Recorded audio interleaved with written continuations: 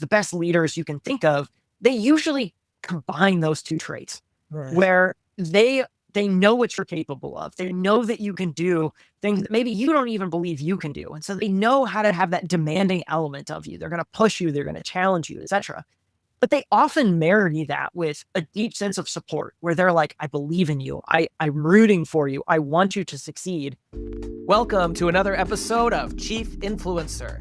I'm your host, Anthony Shop, co-founder of Social Driver. Let's face it, Washington is the center of influence in the US and arguably in the world. Chief Influencer features leaders who have figured out how to break through in today's fragmented and fast-changing environment. Social Driver teamed up with the Communications Board and the George Washington University College of Professional Studies to recognize these incredible leaders as chief influencers and highlight how they inspire and influence others. Well, I'm thrilled to welcome today's guest, Wade Foster, co-founder and CEO of Zapier, the automation platform that helps millions of people connect their apps and automate work, quietly powering workflows for teams around the world. Before we dive in, here are a few things that I think you should know about Wade. Number one, his entrepreneurial spark started early, long before Zapier. Wade's first business, I guess you could call it, began with a saxophone in hand, earning his first $50 playing jazz standards at the Missouri Governor's Mansion, an early lesson in developing a skill and putting it into the world. Number two, he didn't follow a linear path. Wade studied industrial engineering, but it felt practical. An internship in corporate America clarified what didn't fit and pushed him toward building, experimenting, and learning in real time. And number three, Wade learned entrepreneurship by doing. He taught himself marketing, became what he calls a full stack marketer, and leaned into shipping and solving real problems, experience that eventually led him to co-found Zapier with Brian and Mike and build one of the most influential workflow automation platforms in the world. I'm sure you've heard of it. And if not, by the end of this interview, I promise you're going to be playing around with it and figuring out how to use it to make your life easier. Wade, you have been called a remote first pioneer, an automation evangelist, EY Entrepreneur of the Year, and a Forbes 30 Under 30 honoree. Today, we're proud to call you a chief influencer. So welcome to the show. Thanks for having me, Anthony. Well, we got to start with Missouri, Wade, because, I'm also from Missouri. And I wonder if you could just kind of give us a little bit of the backstory. Tell us how this journey started back in Missouri. I think you grew up in Jeff City, and just your early days and what that environment taught you about work and ambition and community. And then we'll get to what you're doing today. Yeah. So I'm from Jeff City, born and raised. And for those who are unfamiliar with it, it's the state capital. It's kind of a pretty like sleepy, slow moving pace. It's not this like bastion of industry.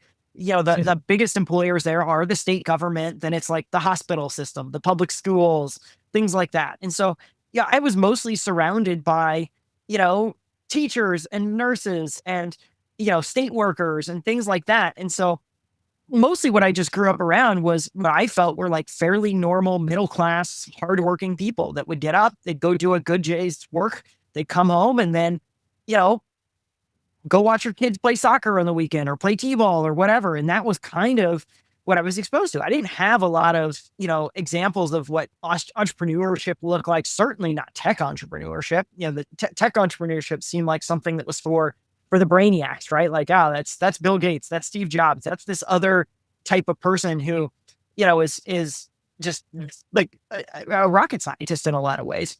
Yeah. It wasn't for me until, I got to college that I sort of was exposed to entrepreneurship and, more ways in which people could, sort of make a buck in this life, I suppose. So what was that journey? How did you get exposed to entrepreneurship, and where was that spark? Well, I think the first one, you brought it up. The first dollars I ever made was at the Missouri's Governor's Mansion. So I had, I was in ninth grade. I had a saxophone teacher. I'm learning to play saxophone, and they had a quartet that would regularly play at the Governor's Mansion. And they had a situation where one of their quartet members had to leave town. I think there was like a family health situation or, something like that, and wasn't going to be able to like make the next gig. And for whatever reason, I think mostly desperation, they thought the best solution was, hey, let's ask this ninth grader to see if he could come to a practice and see how he does. So I did the practice, and I must have done well enough, or again, that desperation thing. And they said, hey, come play at the gig. And so I went and played for 2 hours, got $50 and a free meal out of the thing.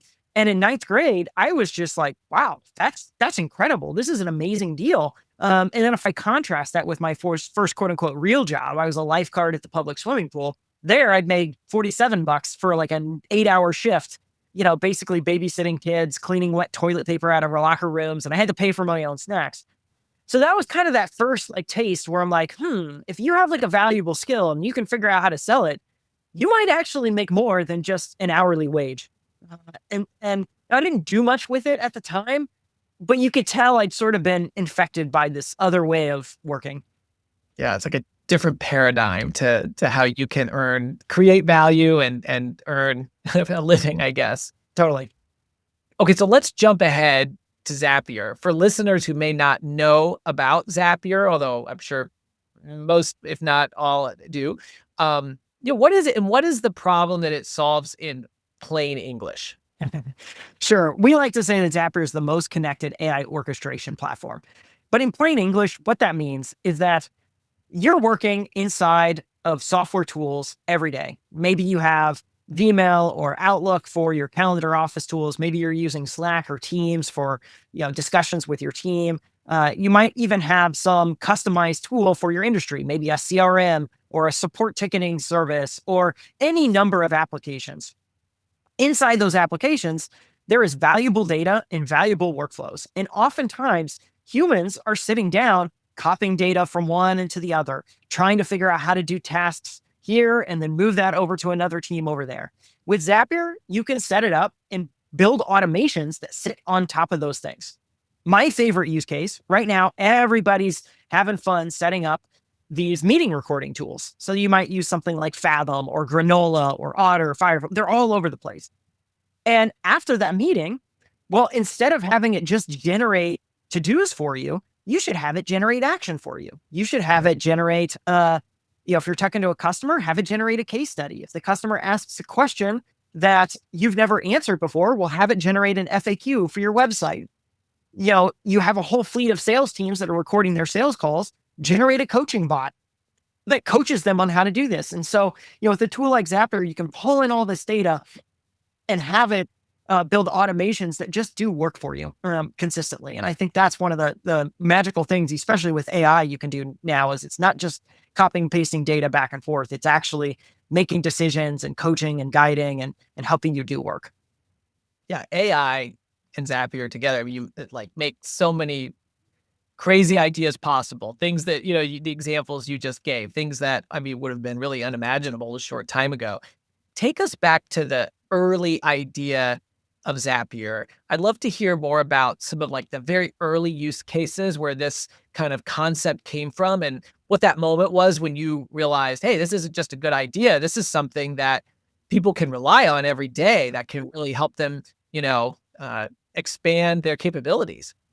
Two stories. So I think the first place that inspired us for creating Zapier was, this would have been 2010, 2011. There's starting to be more software as a service. And, if you would go to the community forums for these products, so think like Salesforce, QuickBooks, Zendesk, that kind of thing, you would find in the help forums, customers asking for integrations. They'd say, when will you integrate with X? And then often inside that thread, there would be a bunch of commenters saying, yes, I want this too. +1, me, when will you have this? And inevitably, after a bunch of people had commented, there would be a product manager from the company that would chime in and say, hey, folks, thanks for the suggestion. We'll take a look at this. And if you've ever worked in one of these companies, when you see that, that's kind of code for, probably not going to happen. It's going on a backlog somewhere. So that was the thing that got us thinking, if we can make a really simple way to build a UI, to build integrations on top of this, we can make it so folks don't have to know how to code. They don't have to use the APIs and all that sort of stuff. So that's where we started. And then the first use case where I knew it was going to work was I had emailed what turned into our first customer because they were posting in one of these forums, hey, does someone have a PayPal Highrise integration? So Highrise was the CRM at the time for small business. Remember that? Yeah, and we thought, well, hey, we can build that. So I emailed him and said, hey, are you still looking for this PayPal high rise thing? If so, I think I've got you. And he said, well, I actually don't. I moved on. I changed. But he left the door open for me. He said, well, did you build something like this? I said, well, sort of. It can hook in PayPal high rise. And then I went and looked on his site and I was like, what else does he use? And I found out he used Wufoo for his form software and he used Aweber for his email newsletter. And I said, PayPal high rise, Wufoo, Aweber, and other tools. He responds back to that and goes, awesome. I need someone to take my Wufoo form entries and add those to my email newsletter automatically. And so I remember texting Brian and Mike and saying, great, we got to get Wufoo and Aweber on Zapier right away. So I think I got it. I think I got us a customer. And so they built those integrations. I got on a phone call with Andrew, was his name, Andrew Warner. He runs this big podcast, Mixergy, and started to walk him through the setup. And the setup was rough. The product's not very good at this point in time. He's tripping over step after step after step. And it's not his fault. Like, it's just the product is so bare bones, so basic. So it's not even a beta. It's like an alpha stage. But we get to the end. We finally get his first app set up.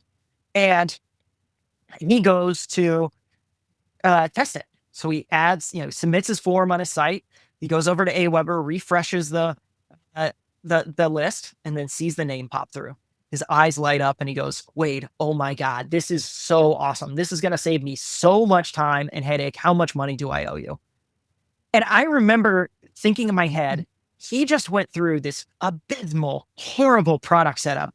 And out the other side, he is super excited. And I remember thinking, if we can just make this easy for people to use, I think we're really onto something. So those two insights were like pretty critical for us in the early day. That's awesome. Did he pay you more than the saxophone gig? It was $100. So we hadn't actually thought of like how much to pay. We didn't even have a bank account at this point in time. And so on the spot, I just said, why don't you pay us $100?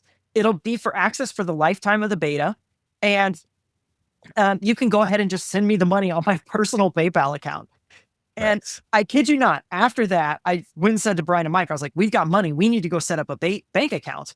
And so like, I think the next day or 2 days later, we went to the local bank to go open an account. But before I went, I set up a Zap. I said, I want to get texted anytime someone messages me on, or someone pays me on PayPal. And I kid you not, the moment we are walking into the door of the bank to set up the bank account, I get a text message that says, Andrew just sent you $100. Oh, wow. Super cool.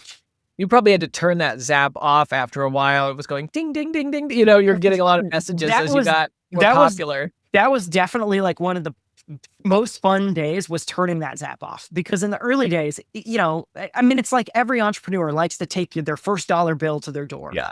And this was the digital version of that, where you're just getting, great, you got another customer. Great, you got another customer. But then there was a certain point where more customers were coming and it was like, okay, this is like, I get it. We got more customers. So I did have to turn that Zap off. That's awesome. Well, you've come a long way, obviously, from that first $100, alpha or beta, project that you launched. As the CEO now, thinking about influence, who do you have to focus on influencing? And because, you have product and customers and team and the market and all kinds of different folks. And, where do you have to focus that energy now? Well, I think that there's a lot of places. But first and foremost, we're trying to influence our customers or potential customers. We're trying to build products that solve problems for them. And so, a lot of this is us sharing our point of view on how to solve problems. But it's also us listening to them, letting us be influenced by what problems do they have. And then, us using our creative problem solving to figure out how can we build better solutions that meet their needs. And so I think, customers is sort of first and foremost. The second then is the team internally. A lot of the job of a leader is to, convince people to join you and, give them jobs. And then when they're here, like, make sure that the best ideas surface to the top. And so you're trying to get people to have vibrant debates and share good ideas and, debate each other and say, is this better? Is that better? And so a lot of the influence is trying to build that culture where you can have like the best ideas rise to the top, where you can have this, you know, like optimistic dissatisfaction with the status quo, where it's like, ah, we're not as good as we could be, but boy, it sure could be a lot better. Let's go. So a lot of your time as a CEO is spent trying to, get the team to operate in what you view as like the best way possible.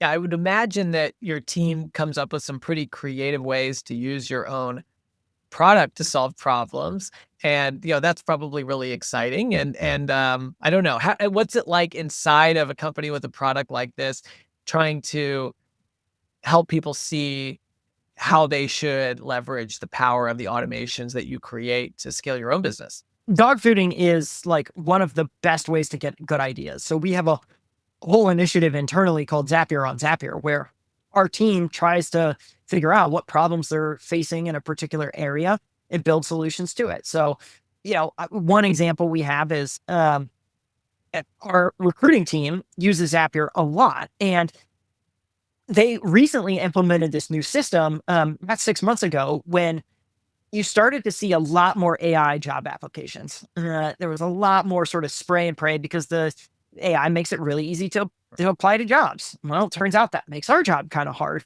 And a particularly insidious challenge in there is you can have some small percentage of applicants can look very good, but are actually fraudulent applications. These are not real people, or they're people who are employed in multiple places, and they're not necessarily applying for a job with, positive intentions. And the team built up a detection system where they could start to figure out, because there's certain patterns that those types of applications tend to have. And if you're paying attention to them, you can spot them. But if you're just moving quickly, they're sometimes pretty tough to sell. And so using Zapier, they built up an automation that spelled out, here are all the things to check for. And if they're checking for it, I want to generate a score. And, they call it like the fraud score, where it's like, hey, if it's higher, it doesn't mean we're necessarily going to instantly reject this, but it means you should double check these, one or two things before you sort of pursue with this candidate, because there's some yellow flags going on here that you should check into. And so I think that's part of the fun of being inside of a company like Zapier, is you can find people in all disciplines that have unique problems pop up for them, and they can go figure out how to deploy the technology to solve a particular problem they're facing. Yeah, and then, others outside of Zapier might use that same automation, right? Because of how you've sort of set up I know what language you call like the marketplace or the examples, but I think one of the things that makes Zapier so cool for those who, use it, is that you can get a lot of inspiration for how other people use it. So you don't have to just reinvent the wheel every time. 100%. And I mean, truth be told, we probably learn more from our customers than even we learn from ourselves. I think we do a good job of paying attention to like, oh, what are you doing? We should borrow that. And then if it works for us, then we try and make sure that everybody is aware of that. I want to like hone in on that for a second, Wade, because I think whether someone runs a technology company like yours that has customers, whether they run a membership association or a nonprofit that serves a certain group, finding ways to learn from your customers, your stakeholders, your audience, your community is so important. That two-way influence that you mentioned. And I wonder if you could share some of the ways that you all have done that over the years, things that have worked particularly well, because again, whether they're at a tech company or another type of organization, I think they might be able to learn from some of your best practices, since you've done it very well from what I understand. Well, the first one from our founding until probably about 10 years in, we had this concept of all hands support, where it meant no matter your job function, you could be a dedicated support rep, or you could be the accountant or the lawyer or the engineer or whatever. Didn't matter. We were going to expect that you do some amount of customer support every single week. And that is such a valuable way to learn, how are our customers trying to use this software? Where are they running into limitations? And no matter your discipline, you often got ideas for things you could be doing with the software itself based on what your customers were seeing. And so I can think of no better way to be inspired by your customers than to just spend time in customer service and see what they're learning and what they're doing. As we've grown, we've obviously adapted many more ways. So we pay attention to comments of Zapier on social. So we have AI agents that are sort of mining the web and pulling all those comments in and helping us synthesize those. Um, we're inviting groups of customers to events. So we do these intimate events with people in particular disciplines. So we might bring a bunch of CMOs together or a bunch of CROs together and say, hey, let's talk about how you're tackling, particular marketing problems that you're facing and how automation can help you with certain tasks that you're facing. As we've grown, we've started to have more different ways to engage with people. And I think each one of those tactics brings like a slightly different bent, and you get something slightly different than you might get from another one. And so I like having the diversity of inputs because I think you catch angles that maybe you didn't expect if you're just sort of only focused on one way of learning from customer. Yeah, and I think a takeaway I would have from that is, if an organization's really good at that human touch, in-person feedback, they may be missing out on some of the automated ways, like you use AI to scrape comments on social media. On the flip side, if an organization is really good at technology to listen out to what's happening, online, maybe there's room for them to add in some of those more human elements, right? Like bring CMOs together in person. It does take a mix, I think, of doing that, and it's cool to hear how you all, despite being so technology and automation focused, do a great mix of both of those. Yeah, I love the Bruce Lee described his fighting style as the way of no way, and effectively what he meant is he studied all martial arts, and from each discipline, he took the things that he thought was best, and he discarded the rest. And I think that is such a valuable way to go about whatever discipline you're trying to learn, is to find the things that really work well and discard the rest, and try not to get too religious about any particular way of going about things. Yeah. So you mentioned you have to influence the market. So if someone's already a customer of Zapier's, they're logged in, they can see other ways to use it. So I see how naturally you'd be able to expand your relationship and deepen it with customers. But for folks that might be just overwhelmed by the fact that a technology can provide automation, I would think that one of your competitors might be just not using any type of automation tool, right? And they just do things the way they've always done it, and it's inefficient. And how do you influence people who could really benefit from the almost endless number of integrations and automations that you provide, but who just may have that barrier? Because and I suspect that's probably something that you have to really think about to scale.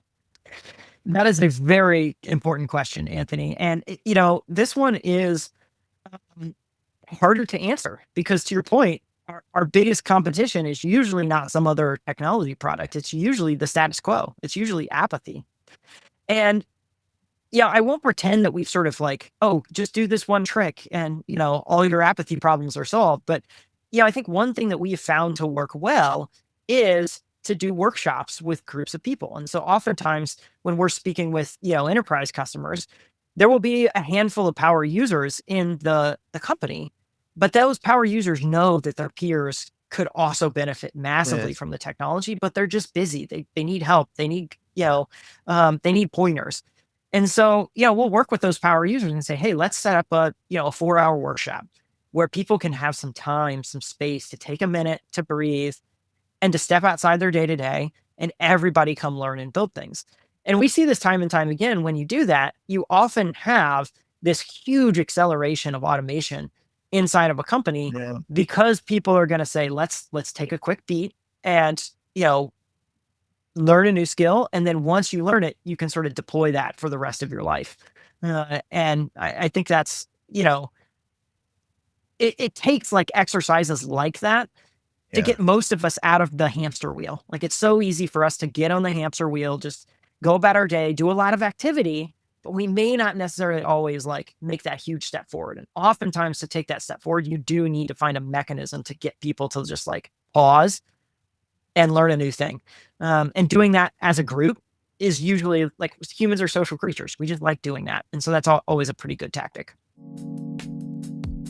This episode is brought to you by the George Washington University's College of Professional Studies. With in-person and online programs ranging from master's degrees in public relations strategy to certificate programs in digital communications, GW offers more than just the credentials to help working professionals get ahead. It prepares them to be leaders in their field. Check out cps.gwu.edu for more information. I think that's such a great insight because especially a tool like Zapier is something that somebody can sit down in front of a computer and geek out by themselves. You don't necessarily think of it as having that group element by having a workshop, bringing people together. And you mentioned power users. I'm thinking a lot of those might be early adopters, and early adopters often is where something starts and things spread from. By being very thoughtful about bringing those folks together to solve problems together and adding that social element, then they become advocates to one another for you because they may say, hey, did you see this thing that I figured out? And so they're talking about the product with one another rather than it always having to be, a conversation directly with Zapier. Spot on. So let me ask you, as you've grown, as you've scaled, we heard some really great examples of how you've scaled. What are some of the leadership principles that you think have been really important or maybe that you've even, learned and developed along the way to help with your expansion? One that has been important for us from the start has been default to action. I think it's so easy for humans to say, I'm not ready yet. I need to learn more. Let me just do some more research.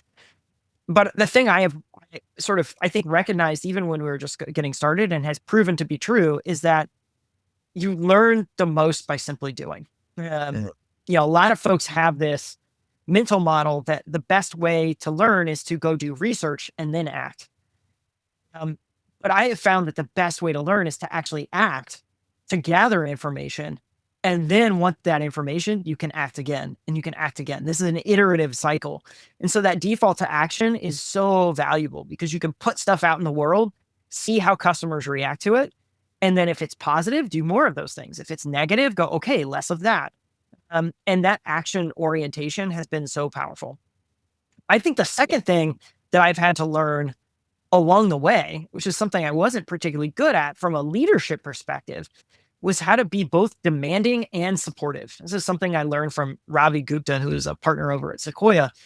The best managers, the best leaders you can think of, they usually combine those two traits, right, where they know what you're capable of. They know that you can do things that maybe you don't even believe you can do. And so they know how to have that demanding element of you. They're going to push you, they're going to challenge you, etc. But they often marry that with a deep sense of support where they're like, I believe in you. I'm rooting for you. I want you to succeed. You can think of that, high school, sports coach or a musician who, when you make a mistake, they've got their hand over your shoulder and they're like, you messed up. I know you messed up. Get back out there. You can do that again. And that was something I had to work really hard at. I think the supportive side came more natural for me. The demanding side always was trickier. It's like, am I going to hurt somebody's feelings? Are they maybe not going to like me? And so I've had to just get better at marrying both of those things as we go. And I think, that's something that took as a skill that sort of had to be developed over time. And honestly, I'm still learning how to do that great. Yeah, I really like that. The demanding and supportive, that particular language around that, I think really resonates. And also just what you said before about acting, influence through action. I think that because sometimes it can feel like influence is talking and thinking and planning, you know what I mean? It's kind of a theoretical. And I think bringing the action into it is also a really good example and obviously aligns very well with kind of how your company and your product. Speaking about the company, something that's interesting about Zapier, not as unique these days for companies, but still in many ways, it's a remote first, distributed team. And I wonder, especially now, we see an interesting mix. We see remote first companies. We see companies that they're insisting their teams come back in the office. That's in the news a lot these days. What are some of the lessons that you've learned about building trust and getting your team aligned when in person is not the default? Yeah. Well, another core value we have at Zapier that I think is especially important for distributed teams is default to transparency. If you're going to have folks working all over the globe from home, they need access to information. They need to know how to do their job. They need to understand what's important. They need to understand the context behind why that's important. And if you're constantly sharing that out at all levels of the company, the CEO to the most junior employee, sharing out what you're learning, what you're doing, what you've completed, that makes it so much easier for everybody to stay on the same page. That was true pre-AI. Now with AI, it's even more important. These large language models are so good with documentation and text. And so if you've taken the time to put that stuff out there, you can find that you can deploy AI much more readily inside the company if it has access to what are you thinking, what's going on in your head. And so taking the time to jot it down and share this stuff out is so, so powerful for running a distributed team, especially as it gets larger and larger. Yeah, I think that's such a great point. If we're going to integrate AI, it's almost like part of the team. Then how do we make sure that we have that transparency for the people, but then also for these, you know, these non-people who are helping us? Because I mean, in some ways, AI is taking on tasks to support people, and having that documentation available can really allow the models to do so much more to support you. Spot on. What about internal communication? Are there any specific ways that you have been able to, I mean, you mentioned documentation of transparency, but just any other habits or systems that have had a strong impact on keeping your team aligned? Well, I think, we use Slack a lot internally. Again, default to transparency. We try and stay out Mhm. of direct messages. Direct Yep. messages makes it hard for people to follow along. In fact, on the executive team, we have an agent that sets up to create a scoreboard every month and shows like who has had the highest percentage of their messages happening in public channels Oh, wow. as a way to sort of subtly encourage us to be more transparent, more transparent, more transparent. I think there's other small things you can do to set up tools like Slack to be better for distributed teams. So good naming conventions for how you organize channels makes it easier for people to wayfind inside of a large organization. So, we have channels that are prefixed with, deal. So those are potential prospects we're looking at. We have channels prefixed with customers. So those are shared channels with customers. We have channels that are prefixed with fun. These means they're off topic. These are non-work related chat channels. We have topics prefixed with city. So that just means here's all the people who live in the city that work at Zapier. And so it helps people get together in person. And so all of these little like tips and tricks just helps people wayfind inside the company, feel a sense of like they know where they're at. They've got their sort of 2 feet Yeah. planted on the ground. Whereas if you don't have these just like little signposts along the way, it can be pretty disorienting and kind of lonely inside of a distributed team. Yeah. That's such a great point. I've been hearing the term vibe coding a lot lately. How has AI changed the on ramp for people who maybe haven't used Zapier before, but now they see that maybe it could support them and how they're working with, LLMs? What's possible, I guess, for everyday users now to automate in their daily lives? Yeah, I think the most exciting thing is you can just talk to a chatbot and it can go build the automation for you. So if you, sign into Zapier, we have a big chatbot called Copilot that will help you build your automations. In the past, you actually had to think through what trigger do I have and what action does it take next? And you had to just think through all the mechanics of this. And look, it was easy to do, but it required a lot of cognitive load to sort of work your No. way through that. Now you can just say, hey, I'm collecting. Maybe I'm running a webinar, and my webinar is running on Zoom, and I need to take the leads that I'm getting from the webinar, and I need to somehow get them in my CRM. And boy, it would be nice if I could enrich them somehow. Like if you could Yeah. collect extra information from them, could you help me do that too? And in just going back and forth with the chatbot, it can be like, great. Here's what I think you should set up. Do this, this, and this. Would you like me to just do that for you? And you're Wow. like, yes, please. And then it just goes and does it for you. That's And amazing. even if it doesn't get it perfect, it gets you all the scaffolding. And then, you're probably 95% of the way there. The last touches is just like, well, maybe not quite that, maybe a little more like this. And that takes all that cognitive load off of the human. And it feels like you've just got this amazing assistant that's helping you, solve problems alongside you where you're like, I know what I need to go do, but for me to do this myself, it's just going to be tedious and painful. Can I just get somebody to help me like with the drudgery of setting all this stuff up and also kind of think through the implementation a little bit? Yeah. Yeah, that's great. Unlocks the potential that's there. I mean, I can't tell you how many people I've talked to that say, hey, I always knew this thing was possible in a spreadsheet, but I just had no idea how to do it. But now I can actually explain to, whatever my preferred AI tool of choice is, and it will, set up that formula for me so that I have this really awesome pivot table or function or whatever. And you're sort of bringing that same level of coaching to a number of different SaaS tools that you integrate with. So it really unlocks a lot of possibilities, which is kind of exciting. Yeah, I think the hardest challenge for us is actually just remembering, like, having good ideas is like half the battle, and just having high agency to say, oh, you know what? Maybe I should try and have it solve this problem for me. And then just see what's possible. You might find that there's way more automation potential in your day to day than you're realizing. Yeah. Let me ask you this, though. I think as we talk about influence, trust is such an important part of influence. And how do we, build authentic influence with trust?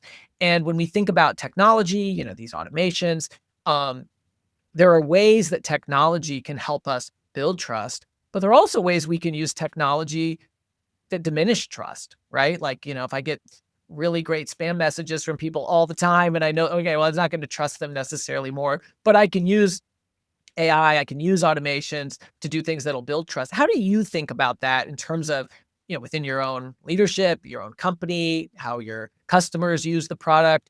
Yeah. Yeah, I love your thoughts on that, because you're like, My co-founder Brian has this great saying that I love, which is, you can delegate the work to AI, but you cannot delegate the responsibility. And I think that this is a really important concept, especially when you use these models kind of in a very like vanilla basic way. They generate this concept of AI slop. It's this the AI has this like out of the box way of talking, thinking, designing, etc. that once you see it, you can't unsee it. You're like, oh, that's so clearly an AI answer. And you see this all over the internet today. Like if you go to any major social network and look at the comment section and just of any popular post, you can see how much is just AI generated slop. It's regurgitating the main poster in the same old way that it was before. And if that's the way we're going to use these tools, we're not adding anything to the discussion. It's just purely recycling all garbage talking points.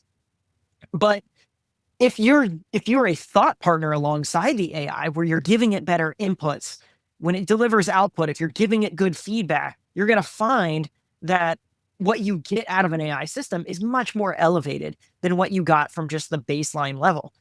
It takes more work.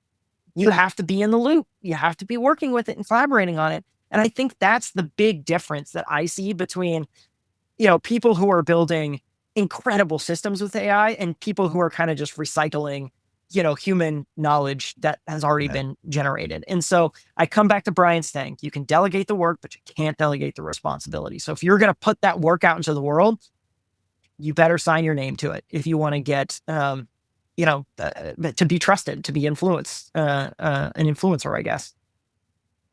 You can delegate the work, but you can't delegate the responsibility. I really like that. And I love that you quoted Brian. I feel like that's like the earnest Missourian in you, because, in DC, we have this joke that the first time you say that, you say, oh, as my co-founder Brian says. And then the second time you say, like, oh, as my friend always says. And then the third time you say, as I always say. And so you could easily adopt that quote, but you were very kind to give Brian credit. He gets credit for it through and through. That's great. As we thought about kind of like the role that you have and how it's changed, but also the role that Zapier has with customers and how it's changed. When Zapier started, you were sort of playing like a very specific tune, like that first zap for that client. And now you've gone from being like an instrument into this full orchestra, right? You're helping to orchestrate the way people integrate with artificial intelligence. And it's sort of a similar journey that you've gone on, because you started as that saxophone player. You were like a, player. You're selling the idea that you're writing that specific zap for the, to get the text alert for yourself, et cetera. And now you're having to orchestrate what the whole team does. So I see sort of an interesting parallel there. One of the things I'm wondering about is when you're trying to communicate really complex ideas, strategy, how you integrate with AI, your culture, how do you, as the conductor of the orchestra, make those ideas clear enough that others can understand them and repeat them accurately, so that your influence reflects, what your idea was, and it doesn't get changed along the way. Yeah. Whew, that is a big question. I think the discipline I've learned the most from is like books and movies and storytelling. Often there's a saying that the data point doesn't change behaviors, the anecdote changes behaviors. Um, and so if you really want to have influence, you do want to connect to people on an emotional level. And so, I could sit here all day and tell you a story about, all the starving people in the world that don't have enough food to eat. And you would probably go like, yeah, yeah, yeah, of course, I know. But if I told you the story of, a 3-year-old girl who was born in this place and, was trying to da da da da da and went on and on and on about that, that's going to sit with you probably in a much more visceral way because you're going to feel a connection to that person. And so, I think one of the things I've had to learn is just how to be a better storyteller, how to connect to, stories from my own life, stories from shared connections that we have with the team and our customers, and how do we weave those narratives together to um, have a simple point of view that a lot of people can rally around and say, okay, yeah, we want to go solve that problem as a team. And that can be tough, especially when you're working in a technical domain like Zapier and you have a lot of jargon, you have a lot of, acronyms and phrases that can easily alienate and ostracize people because they're like, I'm not sure that I know what that means. And so you're often trying to look for just simpler ways to convey these concepts. Obviously, you're in DC. Politicians are the best at this. They're always trying to figure out how to come up with a great little soundbite that can take this enormously complex topic and reduce it down to, something that can sound great on TV and, a 15-second clip. And so I think that exercise, that skill is one that if you really want to start a movement, you probably are going to have to get pretty good at storytelling. Yeah. I think that's such a great point. And I think, figuring out what story is going to resonate, obviously, with the customer segment or the audience, and then finding those stories sometimes is tricky. And I think the fact that you shared a little bit before about how you interact with your customers and how you provide support and how you mine those, I think you gave us some examples of how you probably identify those stories so that you can help someone see oh, well, you could connect these systems and that might help. But a real story of how somebody saved an hour a day and got, or achieved a goal because they were able to unlock the potential of these systems that they already had. I mean, that really, that must break through at a completely different level for Zapier to get folks excited. Because one of the things I know about your brand is you have these brand enthusiasts. They are champions. They are these power users that just love Zapier and they tell everybody about it. And unlocking those stories probably makes a huge impact for you. 100%. Let me just ask you as we close, our topic of chief influencer is always influence. And I just love to know, when you think about influence today, how do you define it? And how has that view evolved as you've grown from, building this product and sort of starting it, being scrappy and now having this enterprise that you're the CEO of? What comes to mind for me is I think the people that have the biggest influence are the people who actually change how other people go about their life. Yeah. Right now, age of social media, the term influencer, it's so easy to reduce influence down to hot takes on, whatever social media platform of choice you're getting. Are you getting good likes? Are you getting good engagements? Things like that. But to me, so much of that stuff is ephemeral. It comes and goes as fast as it, just super fast. But the folks who have real influence are often changing how people show and live their lives. And so when I think about how I want to approach my work, the stuff I put out there, I want people to say, "Hey, I'm actually going to do something differently." I don't need them to think, "Oh, Wade's so smart," or "Wade's, seems like a nice guy," or things like that. I want them to say, I can live my life differently. I can approach work differently because I have different tools." And to me, I wish more of society approached influence in that same way, where I'm going to benefit the world by changing people for the good. Mm. That's such a great that's such a great point of thinking about the lasting impact of your influence, because you're right. I mean, there are people who have that title influencer, but it's just, they show up in someone's feed, but it doesn't really mean anything beyond that. And then making a deeper impact that lasts. I mean, that's what true influence is. So I love that. And I think it ties back to, something you said earlier. We talked about, influence through action. Not just thought, not that just ideas, but, acting and then being able to build on that is really where we see influence. And what you've built with Zapier, I mean, I think it's just incredible. Proud as a fellow Missourian to see that a company that everybody in my field is familiar with came out of Jeff City and what you've done. And I think right now the power today is to find those interactions, and the interactions between people are so important. I think we touched on that. You gave some great examples about how helping customers connect with one another and interact and solve one another's problems. And that's really what your business is about through automation. It's about building those connections across systems to unlock potential that wasn't there. And certainly that's a powerful form of influence. So Wade, thank you so much for taking time to be with us today on Chief Influencer. Absolutely loved this discussion. And for folks who are not yet users, I encourage them to check out Zapier.com and see what automations they may be able to unlock to maximize their potential too.